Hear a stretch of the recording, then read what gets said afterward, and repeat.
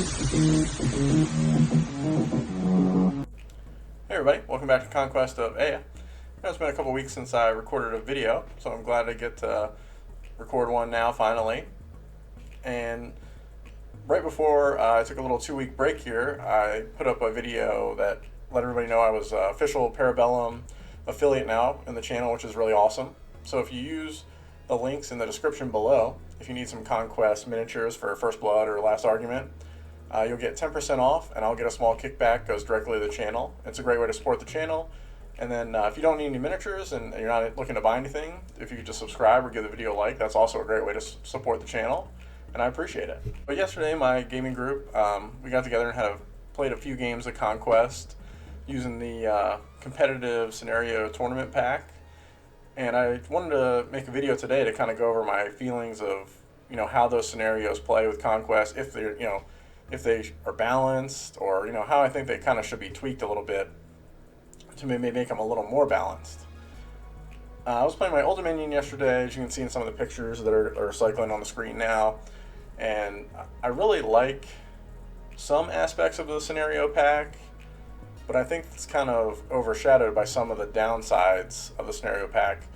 And we played a couple of the missions yesterday, and I'll actually pull up the missions here on the screen in a second, using the objective markers. And I've got to say that's probably the biggest complaint, I guess, is kind of a strong word, but a lot of people don't like using the objective markers, and I kind of agree. I don't think they add too much to the game other than like a headache to maneuver around or really plan for, and all for like 3 points a lot of the time. And sometimes players can kind of just ignore them, even just move through them and block their opponent off, and I think they just cause more of a headache than they're really worth. So I'll pull up one of the missions now that uses them, and we can kind of go over why I think that we should just take out these objective markers completely from the game of Conquest. So in our first mission yesterday, we played Forlorn Hope, which has 4 objective markers, 2 close to your reinforcement zone and 2 closer to your opponents. But also, objective zones, and then also 2 objective markers. In the center of the table there, you can see the little black dots. And so a mission like this, you're getting 2 VP for holding an objective zone, and then 3 VP for killing the markers once per game. But you're also getting 2 VP for killing enemies, regiments, characters, and warlord. These objective markers in this mission, it looks like what the Parabellum was trying to do is, because the objective zones are, if the objective markers weren't here in this mission, I guess either player would be comfortable just like hanging out as long as they're holding their 2 objective zones. And the markers are kind of, I guess, designed to make you fight in the center of the table, but a lot of the times it's just not worth those 3 points to basically you're sacrificing a unit, because you're going to have to go and do 3 wounds to it, which you can only do 1 wound, per action, unless you're a heavy unit, which that's going to happen later in the game anyway. And then your opponent's going to have a chance to really tee up a charge on that unit. Maybe they are just sitting there shooting the unit as they're attacking the objective marker. And so a lot of times I see that unit attacking that center objective marker just getting killed, giving your opponent 2 victory points while you're getting 3. So yeah, you have a 1 swing, but you've lost a unit. You've lost something, and your opponent really has not. So the other thing I really don't like about some of the missions is the gaining an additional 4 victory points if you're seizing 3 or more zones. We see this in a lot of the missions, where if you're holding more zones than your opponent, if you're holding more than half of the zones, usually you're going to get a bonus. This is really like a win more condition in the game that I don't like. So if you're holding 3 objective zones in this mission specifically, you're already getting 9 points. Then you're getting an additional 4 for 13 points, while your opponent will be getting, we'll assume they're on 1, 3 points. I hope they kill a lot of units, I guess. And my opponent that I played my first game yesterday, actually, we discussed this, and we both kind of didn't like how you get that extra 4 victory points. But in the game we played, he was getting it for a couple rounds until I had killed more of his units, and then I was able to get the bonus points. But it still did make me feel like I was playing from behind and had to take some riskier plays to try and even catch up. And then just because I was able to push that left flank, I was actually able to score and catch up. But that's really not how I think the majority of the games are going to go. The majority of the games are going to be, if you hold 3 one time, that's going to give you such a huge victory point swing that your opponent really doesn't have any answer to it. It's going to be very, very close to come back. If that line was just taken out of the missions and you could just score the 9 VP while your opponent scores 3, I mean, that's plenty of a victory point swing in my opinion. So we also played the mission Bulwark. As you can see, there's 3 objective markers across the center with the 2 objective zones. And if you look down at the victory point section of this mission, the scoring is completely different from the other one. Even though the objective markers and zones are what you're trying to still get, the scoring numbers have changed, which is another thing I really don't like about the competitive play scenarios. Some standardization in the amount of how many victory points a marker or a zone is worth would be good for not just newer players, but players even who've played a bunch. I've played these scenarios a few times, probably all of them a few times, and I couldn't tell you. If you told me scenario 1, what do I get for holding an objective zone? I have no idea. I have this card right in front of me to look at it, and it's easy enough to look at, but I think players would benefit from standardization to kind of know what points they're trying to score during the round. You're already making so many decisions in Conquest, which is why it's such an awesome game of your card stack and what's going to activate first and what draw event abilities you want to happen and the buffs. Some of the scoring can just be standardized, so that's not something you have to deal with in your mental load during a game. So this is a mission where there is an enemy and a friendly objective marker on these 2 objectives. So you're trying to protect your friendly one, obviously, from your opponent not to kill it, because that's going to get them a couple points. And then you're trying to kill the enemies. But I really think for the 2 victory points in a mission like this, again, they're just not that important because it's 2 victory points overall in the entire mission of 10 rounds, where it's 3 VP for the center. So maybe if you kill that center and yours, it's 5, which is okay. But an objective zone is 3 points every round. And if you hold both objective zones, you're getting 6 points for that round, and your opponent is getting 0. So you can ignore the markers if you have fast units, get around them. As long as you're holding the 2 zones, you'll get more points.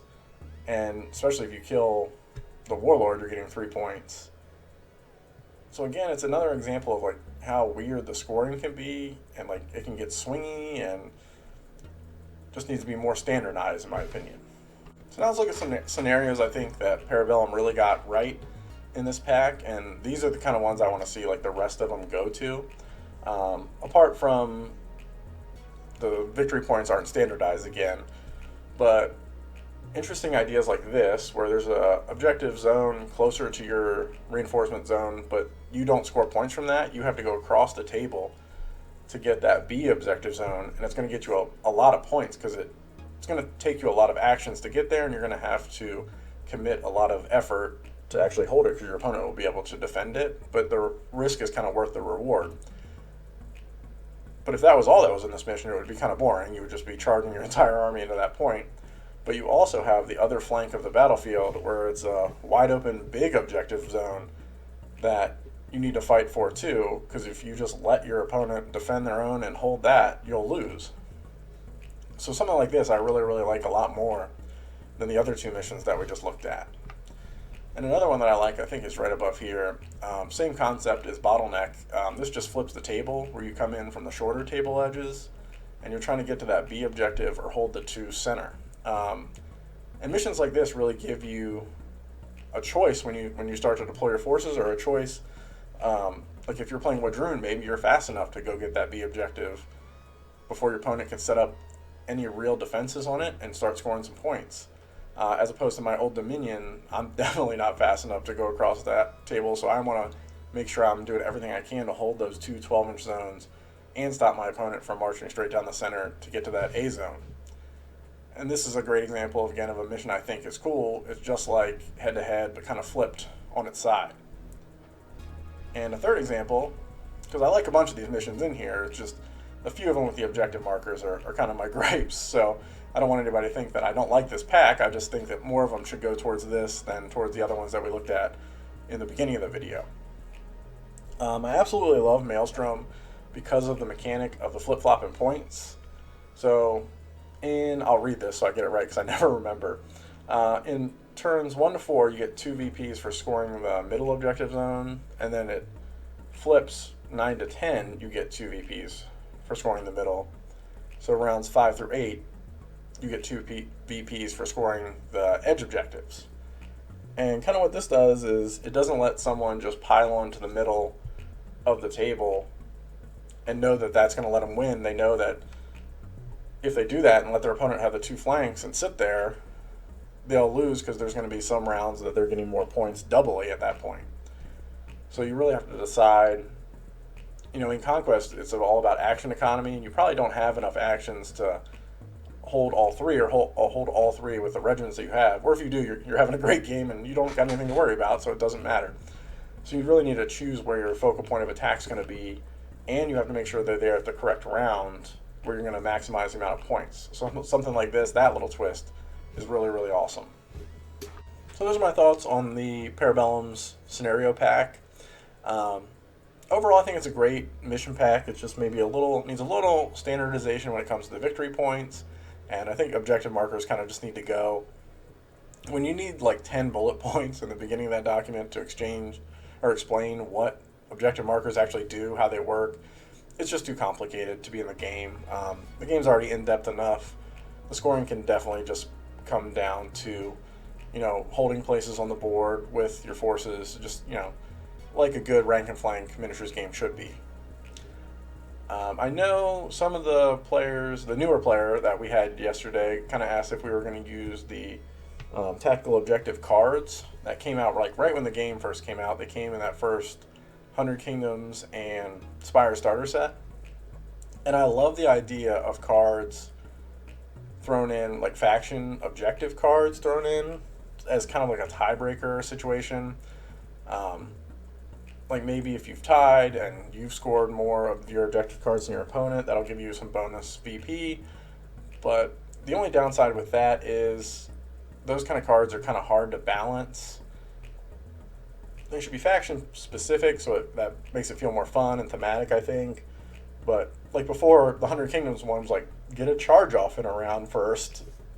That only matters if you win the priority roll and you have knights in position to charge. Like, that doesn't really take a ton of tactical planning. So I can understand why Bellum doesn't want to go down that route. But we'll see. I think they are going to change the scenario pack. They did mention it after the rules and the army list now have recently come out. So we'll see what they do, and I'm sure whatever it is, we'll have a blast playing it. And thanks everybody for watching, and good luck in your Conquest games out there.